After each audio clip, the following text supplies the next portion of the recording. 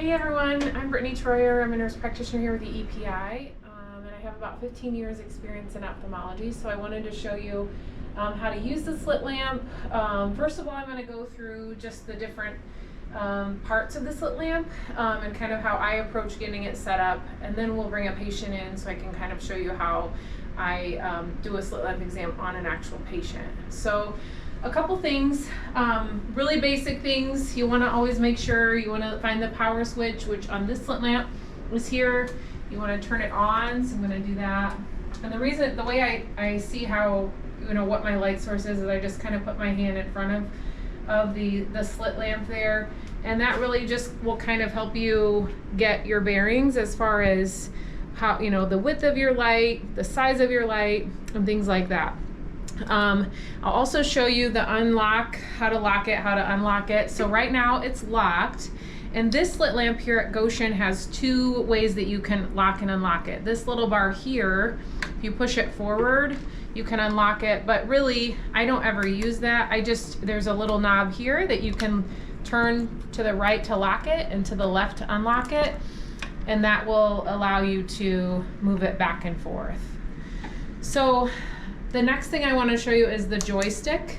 So the joystick moves the slit lamp up and down and left and right. So if you turn it, you can move it up, turn it down, turn it left to move it down, and then you can move it, side to side, left and right. So there's two parts of the slit lamp that I want to address. So the binocular microscope, so this is just the microscope portion, and then this is your slit illuminator. So let's just use the microscope first. So first things first, there's a couple things. You always want to set the ocular pieces, which are here, to your eyes. So if it's too far apart like this, you want to make sure that the distance, for where your pupils are going to look in here is set for you, or else you're not going to see very well. So when I approach the slit lamp, I always make sure that the oculars are right where I want them to be for my pupillary distance, and you have to adjust that. The other thing I want to point out is the magnification. Now on this slit lamp, 12 and 20 are what I go back and forth between. So I will use 12 to look at the lids, the lashes, initially the cornea, kind of assess the anterior chamber depth, look at the iris, look at the lens. You can do all of that in 12. But then if I really want to look at the anterior chamber, so if I'm looking for iritis and I want to see if there's cell and flare in their anterior chamber, I would make it more, increase the magnification. So I put it to 20. And this also can give you a closer look at the iris if you're looking, at the details of that for any blood vessels maybe that shouldn't be there. So that's the ocular piece that I want to point out. Now to move on to the slit illuminator, as you can see, again, this is where I'm going to use my hand. So you can see the slit lamp, the light right there on my hand.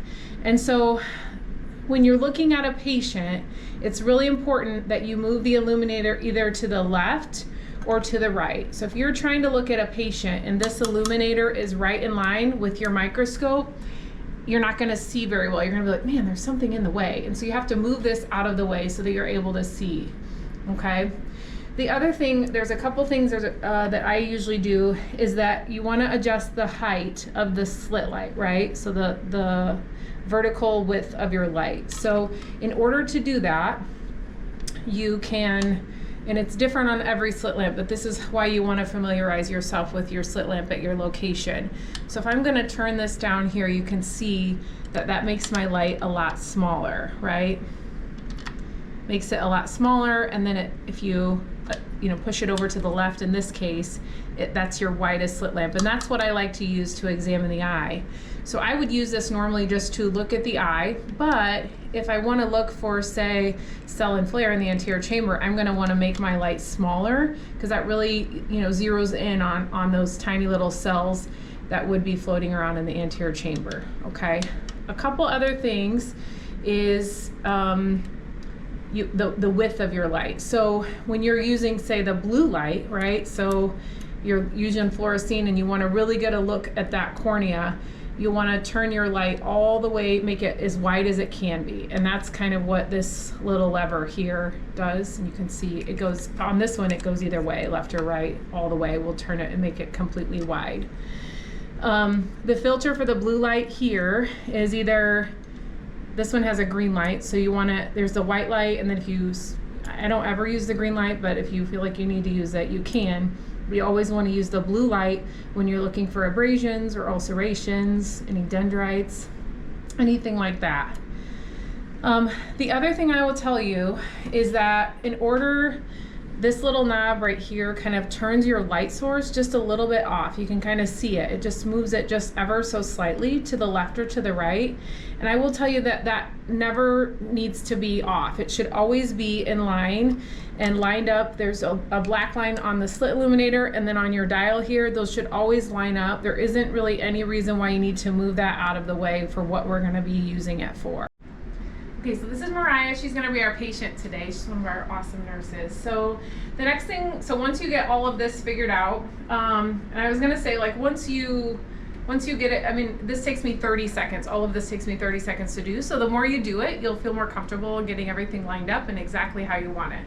So the next thing is getting your patient lined up. And this is key also to a successful slit lamp exam. So you want to make sure that the patient is comfortable. And so you have your chin rest, your head rest, and then this little knob over here will, you know, raise the chin rest up and down.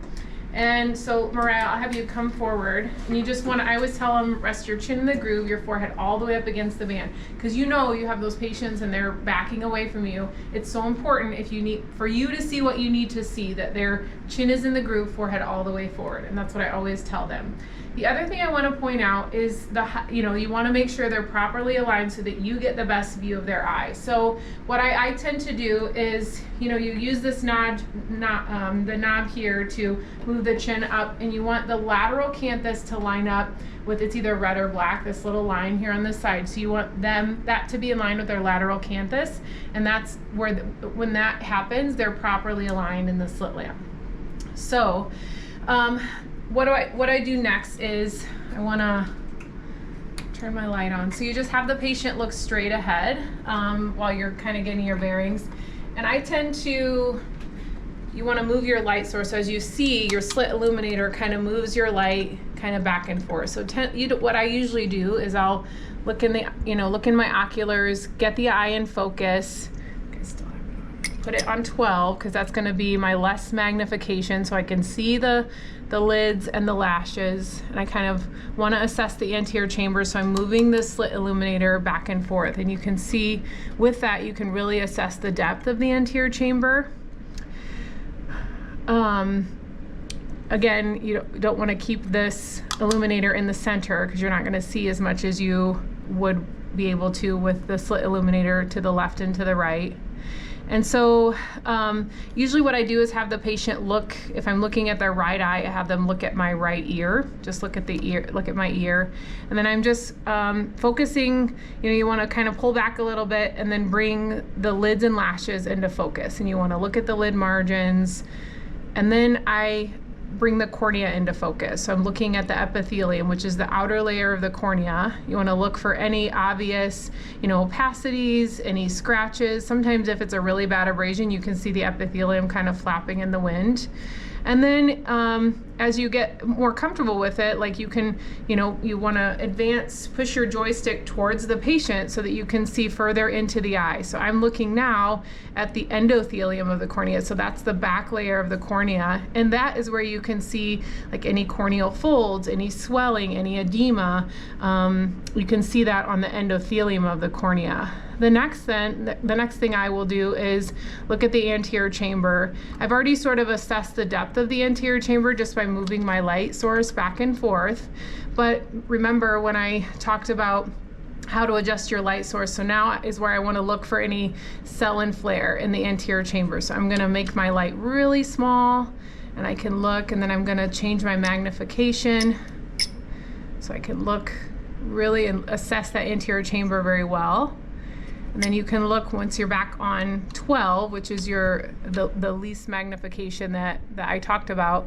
Then you can look at the iris and then you can advance further towards the patient and look at the lens and kind of go back and forth.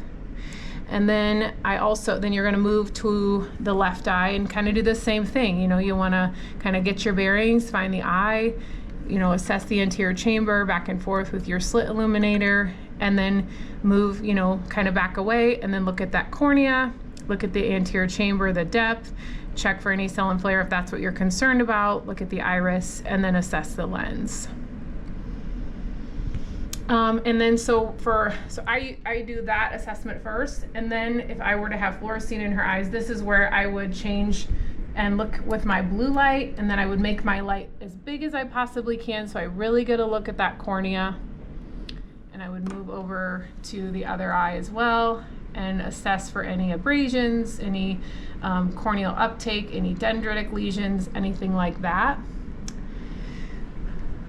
And then the last thing I'll do is show you how I flip someone's eyelid, if I'm gonna look for like a corneal foreign body underneath the eyelid. That's really important, especially if you stain the eye and you see small linear abrasions. You have to assume that there is something underneath the eyelid that's causing that.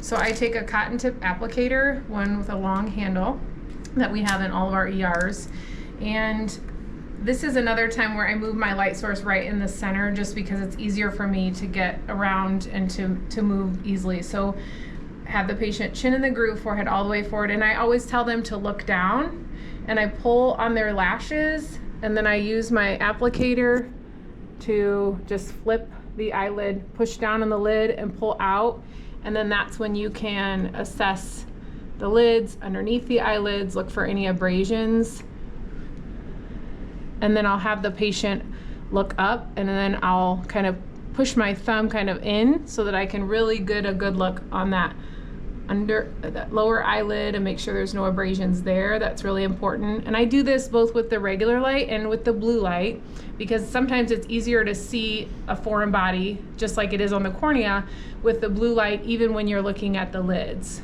And the other one little thing I'll tell you is I always try to remember, like, the bulbar conjunctiva is what's the conjunctiva that is on the eyeball, and the palpebral conjunctiva, which is what you want to assess for any foreign bodies under the slit lamp, is the conjunctiva that is on the eyelids. So I don't see any foreign bodies. Okay.